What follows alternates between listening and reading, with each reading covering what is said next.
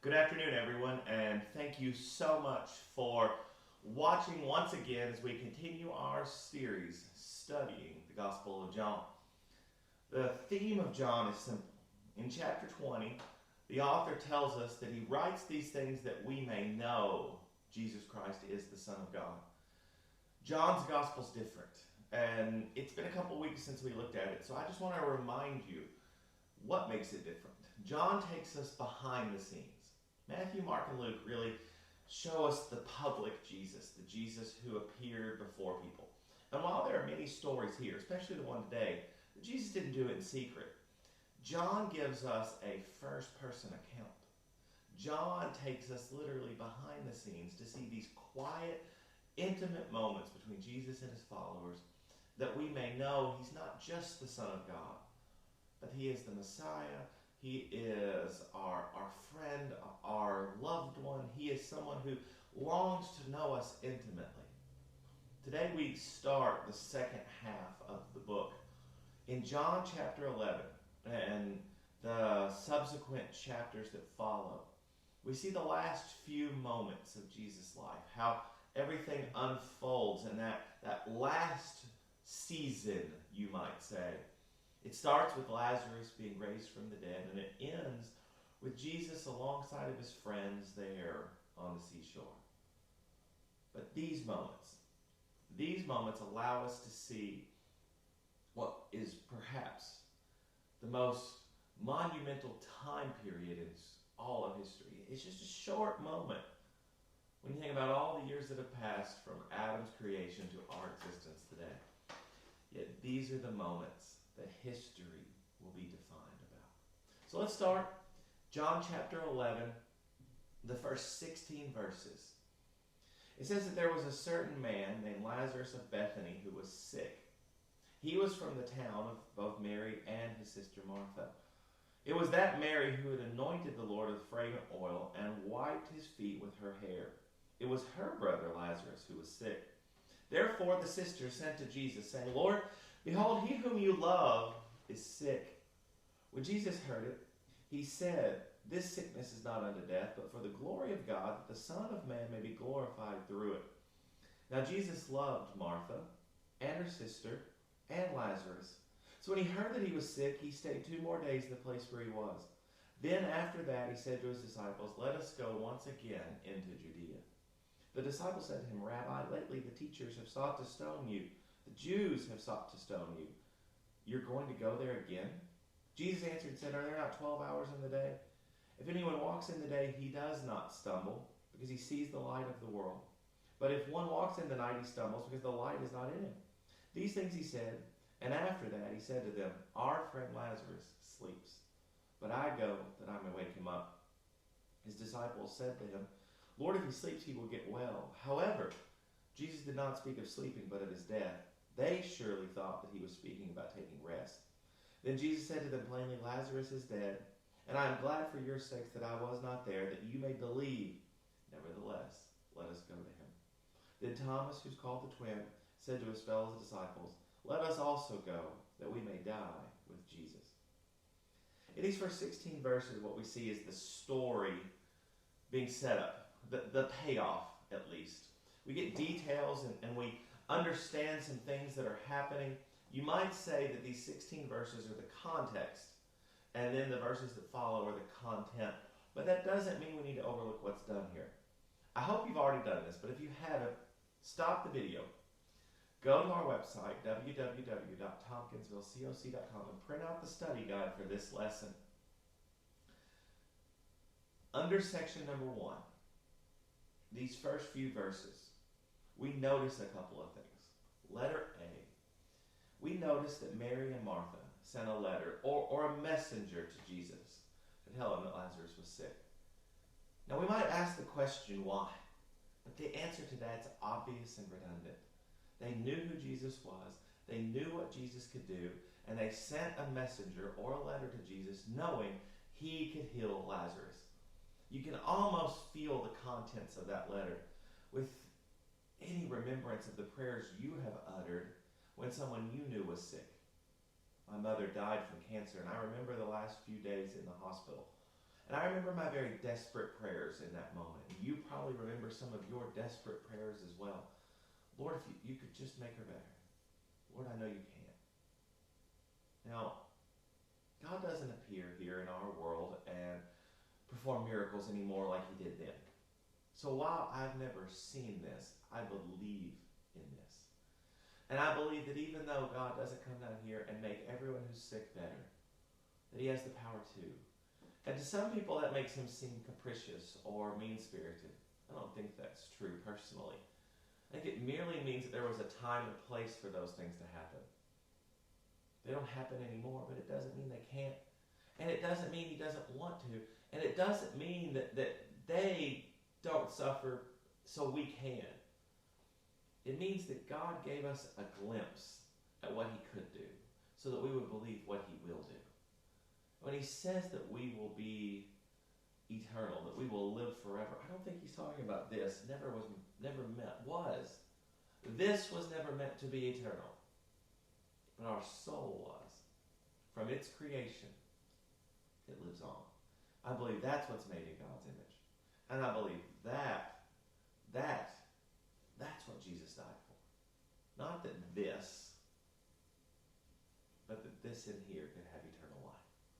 They knew Jesus could heal him. But even when he didn't, they still believed. Notice letter B on the first section, that the scissors describe Lazarus as he whom you love to Jesus.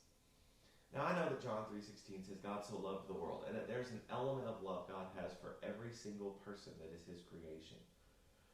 But when Jesus was here in this world, he lived as you and I do. Do you and I love some people more than we love others merely by circumstance and experience?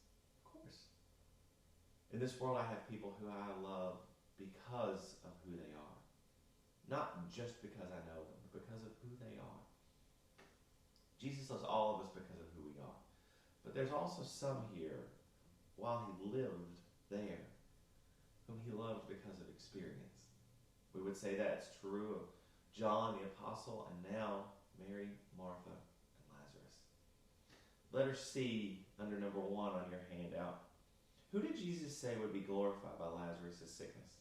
Well, in verse 4, he says that this sickness is not unto death, but for the glory of God, that the Son of God may be glorified through it. God is the one, both the Father and the Son, who will be glorified by this.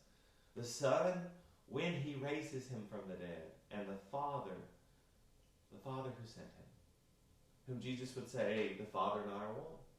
God would be the recipient of the glory for this miracle, as he should be the recipient of every miracle's glory.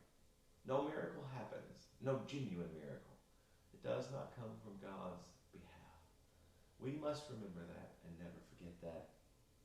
Letter D, the final blank on the section number 1 in these 16 verses. How many days did it say Jesus stayed after he learned Lazarus was sick? Well, it says 2 in verse 6, and I only mention that so that you may understand that Jesus didn't do this lightly, and there was no quick twitch movement. Oh, we've got to take care of this. I'm shocked that Lazarus is sick. We'll run and take care of it. He knew what was happening. He knew how it was happening, why it was happening, and what was happening as it happened. And he knew what would come to fruition. In verses 17 through 37, we meet 2 sisters. And while we have known who Mary and Martha are before this, we learn so very much about their faith, their relationship with Jesus Christ, and we get a glimpse at some very raw emotion that's probably been true of your life and my life as well. Starting in verse 17, it says that when Jesus came to Bethany, he found that Lazarus had already been in the tomb for 4 days. Bethany was near Jerusalem, 2 miles away, and many of the Jews had joined the women around Mary and Martha to comfort them concerning their brother. Now Martha, as soon as she had heard Jesus was coming, went and met him, while Mary remained sitting in the house. Martha said to Jesus, Lord, if you had been here, my brother would not have died. But even now I know that whatever you ask of God, God will give you. Jesus said to her, your brother will rise again. Martha said, I know he will rise again in the resurrection on the last day. But Jesus said to her, I am the resurrection. I am the life. And he who believes in me, though he may die, he shall live. Whoever lives and believes in me shall never die. Do you believe this, Martha? She said to him, Yes, Lord, I believe that you are the Christ, the Son of God, who is come into this world. And when she had said these things, she went her way. She secretly called Mary, her sister, saying, The teacher has come. He is calling for you. As soon as she heard that, Mary arose quickly and came to Jesus. Jesus had not yet come into Bethany, but was in the place where Martha had met him. Then the Jews who were with Mary in the house and comforting her, when they saw that she rose up quickly and went out, followed her, thinking and saying, She's going to the tomb to weep. Then when Mary came to where Jesus was and saw him, she fell down at his feet and she said, Lord, if you had been here, my brother would not have died. Therefore, when Jesus saw her weeping, and the Jews who came with her weeping, he groaned in his spirit, and he was troubled. And he said, Where have you laid Lazarus? She said, Lord, come and see. Then Jesus wept. And the Jews said, See how he loved him. And some of them said, Could not this man who opened the eyes of the blind also have kept Lazarus from dying? In these 20 verses, we learn an awful lot about not just our reaction to death, but the Lord's reaction to death, especially how it affects those whom he loves. Number 2 on your handout has several blanks, and I just want you to follow along with me and understand as we fill them in that there's a perpetuation of an idea that runs throughout this. And you'll see it. Letter A. Notice that Lazarus was dead for 4 days by the time Jesus' disciples had arrived. So the time for mourning, for this grieving process to sink in had been there. And I don't know what it looks like when you grieve. I can tell you what it looks like when I grieve. There's this numbness that comes across you at the beginning where you're just shocked and almost afraid to face the reality of it. Then, as time goes, it doesn't settle in, but it kind of sinks in. And it becomes this burden that weighs on you. And you're just thinking, what am I going to do next? Well, 4 days into this, Jesus appears. He arrives, you might say, in Bethany. We notice from verse 18 that Bethany was 2 miles from Jerusalem. So it was in a place where a lot of the things Jesus had done and a lot of people who had seen what Jesus did was evident. So a phrase that comes up at the end of the story is going to be reminded here because Jesus spent a lot of time working in and around Jerusalem. Letter C, notice it's Martha. It's Martha who went to see Jesus first when she heard he was coming. She ran to him. She went to him, and she made a statement in verse 22 that's emblematic of a person who has faith in the face of grief and loss. She said, Lord, if you'd been here. She didn't give up her faith in Christ, but I feel like there's a hint of regret in that. If you would have been here. You weren't, but if you were. She doesn't lose her faith, but she knows deep down what could have happened didn't happen. Sometimes we as Christians say that, Lord, if you could have, what would have happened? We think that in the face of disappointment, especially disappointment when it comes to our faith. But I think we need to just step back from that for a moment and realize that nothing is done haphazardly. Nothing is done without God's guidance, direction, without God's understanding of it. And sometimes those things that he has to say no to us, or wait, or that's not my will, are the things that need to happen the most. I will tell you that I have told God in the past that he was wrong and I was right. How many of us are guilty of doing that? And then learning. He knew what he was doing in the end. It's hard in the moment to always believe that God's will is what's best for us. But looking back on it, can't you see how beautiful God's will has been to you? How poetic, how effective, and how it was exactly what you needed, even when you knew it wasn't. Letter E on your handout. I ask you the question, what does Martha mean by the last day? When she says, I know he'll be risen from the last day, I think we have to simply think that she's talking about the day of judgment. And I don't think that we need to believe she has any clarity or clairvoyance, or that she necessarily has any insight into anything other than what Jesus has taught them. She's listened and she's paid attention. And she knows there'll be a resurrection on the last day. I know there'll be a resurrection on the last day. Do we know exactly what that's going to look like? No. Do we know when that's going to happen? Absolutely not. But do we know it will happen? Yes, absolutely. I know, just like she did, that I will see him again on the day of resurrection. Letter F. I want you to see that it's Martha who sent a message to Mary to tell her that Jesus was here. But notice that when Mary heard Jesus was here, that letter from Martha, she left her house and whatever it is she was doing to come to Jesus, and she came with a crowd. What's ironic to me is letter G on your handout. How similar are Mary and Martha's first sayings to Jesus? They're exactly alike. I have no doubt in my mind that the sisters had said this to one another, and they knew it. Had Jesus been here, Lazarus would not have died. And as they mourned their brother, as they saw his life leave that body, as they buried him in that tomb, all along they said, we know, had Jesus been here, this would not have happened. I want you to see something. He doesn't condemn them for saying that. In fact, the opposite. He embraces them. He says, you're right, had I been here, this wouldn't have had to have happened. But much like what he said earlier to his disciples, this happened so that I may be glorified. He doesn't have to say that to Mary and Martha because he knows it. And as it's about to happen, they're going to know it as well. Letter H on your handout, verses 33 through 36, seem to highlight the compassion Jesus felt for those he knew were suffering. I say this at almost every funeral I ever preach because I believe it's one of the most true statements that can be said about God. That when Jesus cried, it shows us that he hurts when we hurt. Now, I don't run from saying that over and over and over again because we need to know it. You don't suffer alone. You don't hurt alone. You're not going through life alone. And when you're standing at the tomb of your beloved brother and you are overwrought, God is overwrought with you because the child he made in his image is hurting. God hurts as well. Jesus wept when he saw them weeping. We hurt because he can hurt. And when we hurt, he hurts with us.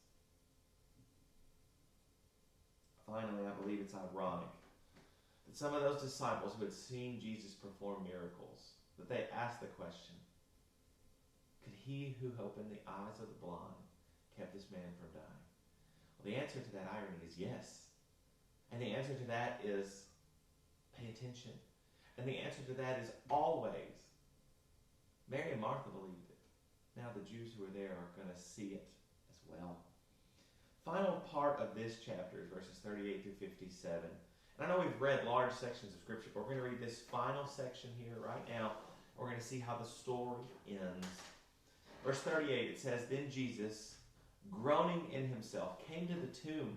It was a cave, and a stone laid against it. And Jesus said to the crowd, Take away the stone. Martha, the sister of Lazarus, who was dead, said to Jesus, Lord, by this time there must be a stench, for he's been dead 4 days. Jesus said to her, Did I not say to you that if you would believe, you would see the glory of God? So they took away the stone from the place where the dead man was lying. And Jesus lifted up his eyes and said, Father, I thank you that you have heard me.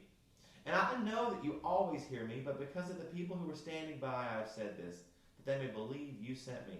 When he said these things, he cried with a loud voice, Lazarus, come forth. And he who had died came out, bound hand and foot with grave clothes, and his face was wrapped with a cloth. And Jesus said to the crowd, Loose him and let him go. Then many of the Jews who had come to Mary and had seen the things Jesus did believed in him.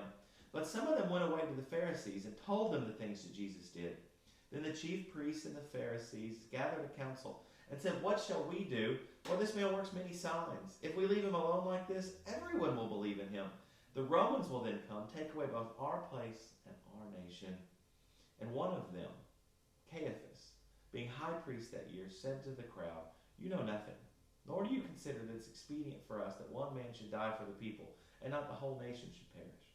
This he did not say on his own authority, but being high priest that year, he prophesied that Jesus would die for the nation. Not for that nation only, but also that he would gather together in one the children of God who were scattered abroad. Then from that day on, the Pharisees, that group of people, plotted to put Jesus to death. Therefore Jesus no longer walked openly among them, but went from there into the country near the wilderness, to a city called Ephraim, and there remained with his disciples. While the Passover of the Jews was near, many went from the country up to Jerusalem before it to purify themselves. Then they sought Jesus and spoke among themselves as they stood in the temple. What do you think? That he will come to the feast?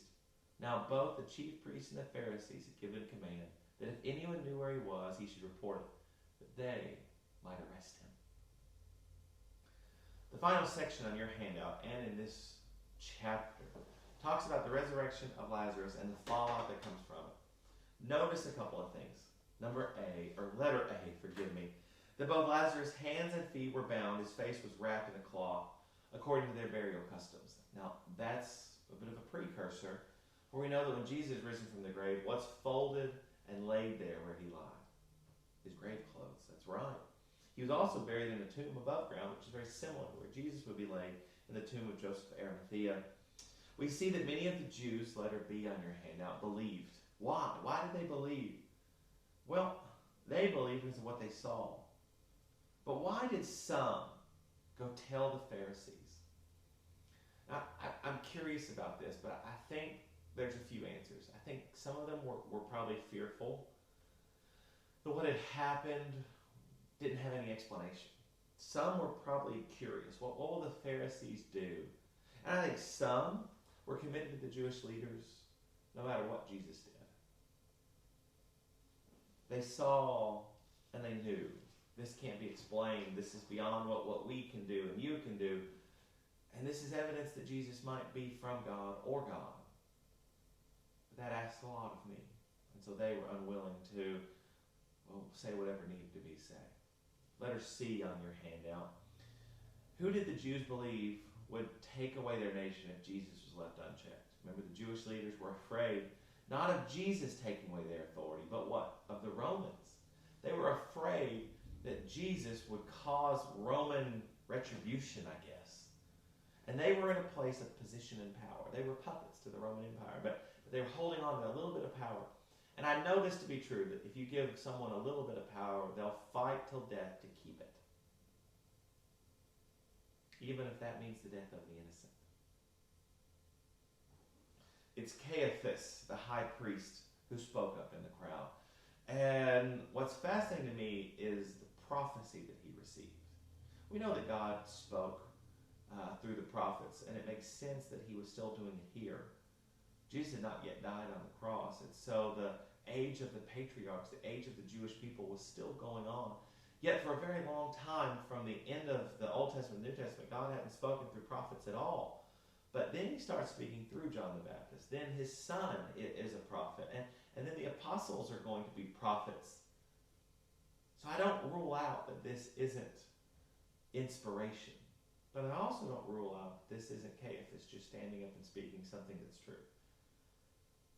What I see, though, is that as he spoke up, the conclusion of the meeting is simple. That's letter E on your handout. That Jesus must be killed.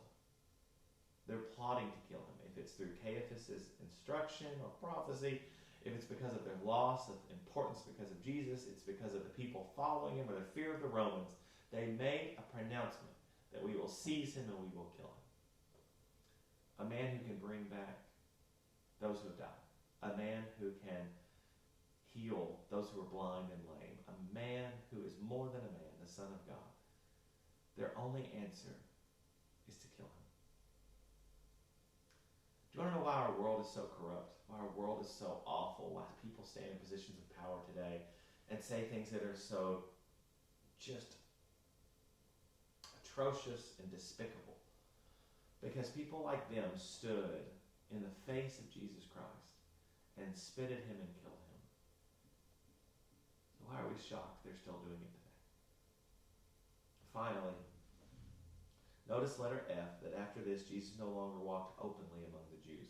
He did that because his time did not yet come. And his time would come at the specific time that he and the Father had laid out that he would die.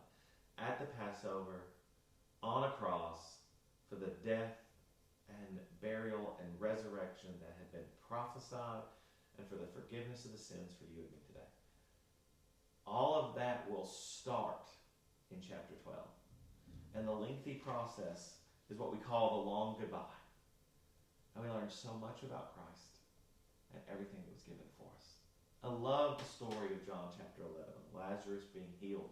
Because what it is it's a glimpse of what will happen to you and me one day in the resurrection. Jesus will yell, "Come forth." And we will either meet him in the sky, or we will come from Hades itself, and we will join him in our home in heaven one day. Our tomb will be overtaken because it has no power that can compare to the Son of God. I'm grateful for that. I know you are too. Thank you for watching tonight, for being a part of this lesson. I look forward to our finishing the Gospel of John now over the course of the next few weeks. I pray it's been a blessing to you and that this finds you well. Goodbye, my friend.